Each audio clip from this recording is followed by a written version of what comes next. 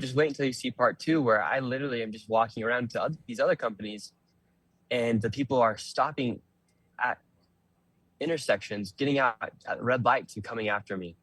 And so the hostility, I simply give each person an opportunity just to answer the question about why is it so necessary for a building like this to receive $2 million, or where are the children? No one likes fraud to be exposed. Elon Musk said it best when he said, the people that complain the loudest are the fraudsters.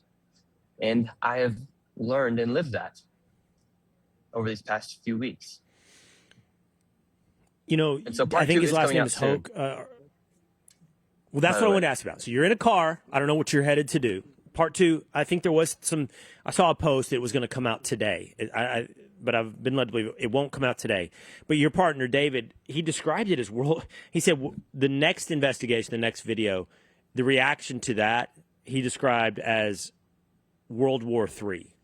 He said that he's looked into, and you guys are looking into, not just the child care stuff, but non-emergency medical transport. This is what he told Secretary of Treasury Scott Bessent, where there's 1,300 non-emergency medical transport companies in Minnesota. These are people, I guess, that transport people to hospital in non-emergency situations, but you got to have a certain number of vehicles and satisfy all these government requirements.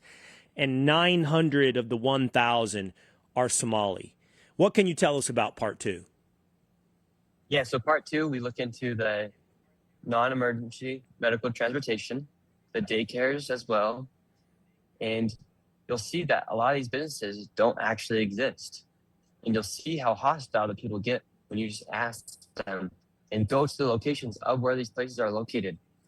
And you'll see just how this fraud is actually upheld because of the systems that they have in place. It's not a coincidence that they've used welfare to fraud people and fraud the government. There's a whole entire system around these daycares, around the autism centers, and around the home health care centers. And the transportation companies are kind of what holds that all together. So, and I don't want to say too much, but yeah, and you'll see a lot of that be exposed in part two. One more from what I've heard your partner David say. He said he feels like Minnesota was the proving ground, sort of like the prototype or the early intervention of this, but it's been fanning out across the country. What is your sense of that? How unique is this story to Minnesota? Well, the fraud's been going on for years and years. I mean, Tim Walz said it back in 2019. And then you've seen all these other states that have also been enabling this fraud, both in Democrat and Republican states. So I'm super happy to see the effect that this video has created across the country.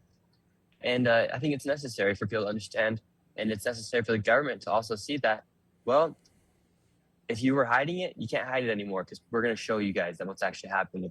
Because we're sick of working so hard, working 3 to 4 months of our year just to give our checks to the federal and to the state governments where we live. And so it's time for there to be no fraud inside of our system, and for people to be able to feel like they can go and expose it if the government won't do it themselves.